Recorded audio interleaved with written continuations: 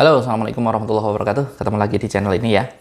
Oke, hari ini kita bahas yang ringan-ringan saja. Kita membahas tentang stamina pria. Ya, ini ada pertanyaan juga.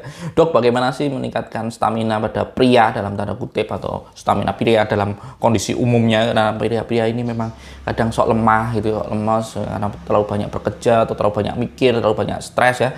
Jadi staminanya turun. Dok, gimana cara meningkatin staminanya?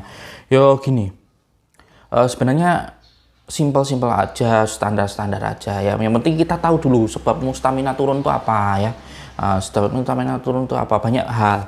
Yang paling sering itu ya kalau kita laki-laki ya, itu ya secara umum juga gitu, stres ya, pikiran yang itu sangat menurunkan stamina, baik stamina secara fisik atau stamina secara fisik yang lain nah gitu, fisik yang lain ya gitu. Itu ya bisa turun tuh. Psikis itu macam-macam sebabnya ya, masalah pekerjaan, masalah kehidupan pribadi ya, banyak sekali sebabnya itu psikis.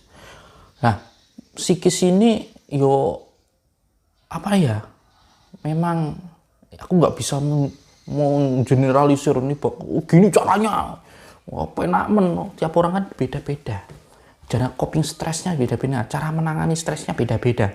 Yang perlu kamu lakukan kalau kamu bisa sendiri ya, bisa sendiri lakukan sendiri. Tapi kalau kamu nggak bisa sendiri, yo ini kan konsultasi ke psikolog, ke psikiater, ke dokter dan gitu. Nah, itu sih selesaikan di situ dulu. Kalau ini masalah benar-benar masalah psikis ya, psikis itu bisa beda-beda tiap orang ya. Aku nggak bisa begini caranya gitu, orang beda-beda.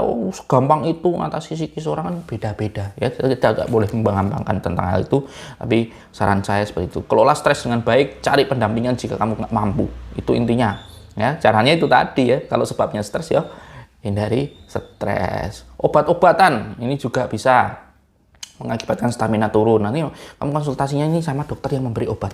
Jadi banyak kan yang cerita, dok saya habis minum obat ini kok staminanya saya turun ya, kok habis minum obat ini saya kok menjadi lemah dan tanda kutip dan sebagainya. Ya kamu harus konsultasi dulu ke dokter. Ini dokter obatnya apa? Dokter memberikan obat-obatan tentu ada pertimbangannya. Kamu tanya ke dokternya, jangan lebih baik ya biar nggak salah paham. Jadi jangan kamu periksa ke dokter A, kamu tanyanya ke dokter B, nanti jadi salah paham kan. Tiap dokter mungkin punya alasan tertentu dalam memberi obat itu.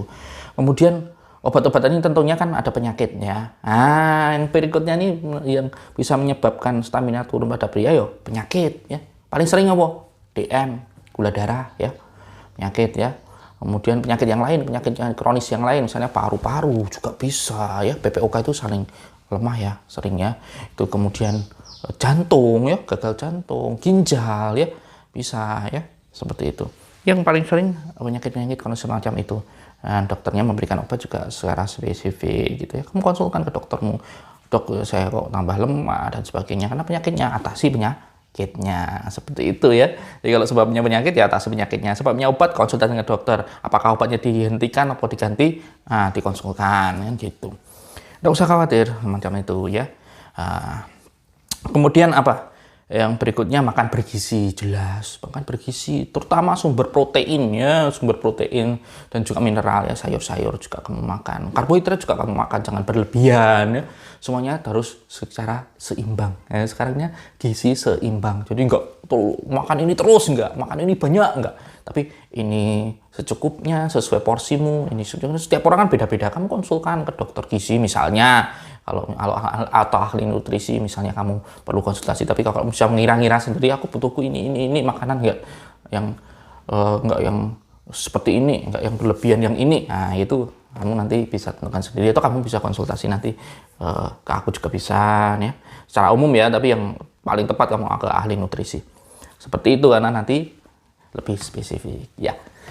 Kemudian cukupi cairan ya, cairan ini harus cukup. Cukup nggak berarti harus banyak, nggak harus kamu minum 8 gelas sehari, semalam gelas besar. Jangan seperti itu, tiap orang punya kebutuhannya masing-masing. Penting cukup. Kalau aku sarannya seperti pasien gampangnya gini, biar nggak ngitung-ngitung ribet gini. Kamu minum dikit-dikit tapi sering.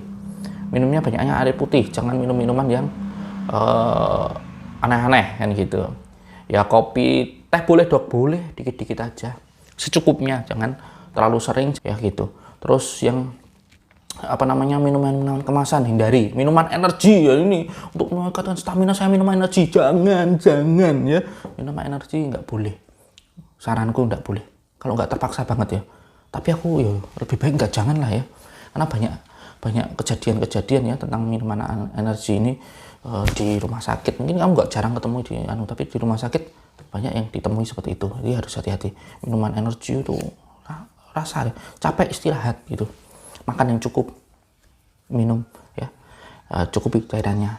Kemudian apa berikutnya, olahraga ya, olahraga itu standar jane, tapi ya memang gini olahraga itu memang penting dikit-dikit rapopo, push up 10 kali 20 kali sehari rapopo, jalan-jalan ringan, angkat-angkat kaki ringan. Nah, nanti kita tunjukin kapan-kapan ya bagaimana olahragaku ya.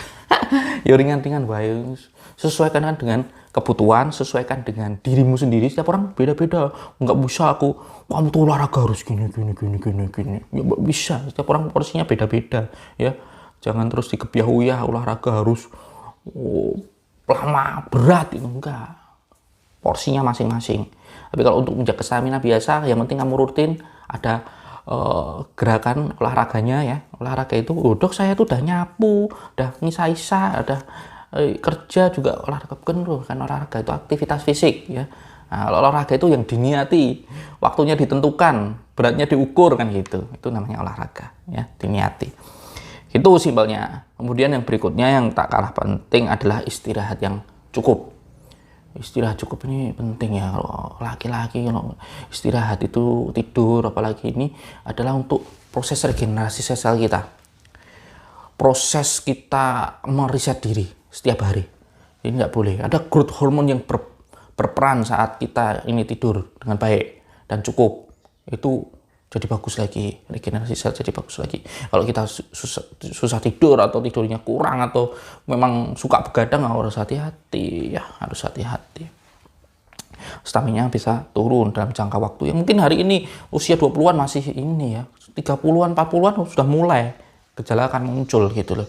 Jadi harus hati-hati. Kamu yang muda tetap ya jaga kesehatanmu, jaga pola istirahatmu, begitu ya. Oke. Kemudian suplemen ya, ini yang terakhir. Ini terakhir banget, terakhir tuh dalam arti gini, kamu lakukan semua itu kalau misalnya masih ya suplemen. Tapi harus hati-hati, suplemen energi, suplemen stamina itu harus hati-hati. Kamu pastikan harus ada BPOM-nya.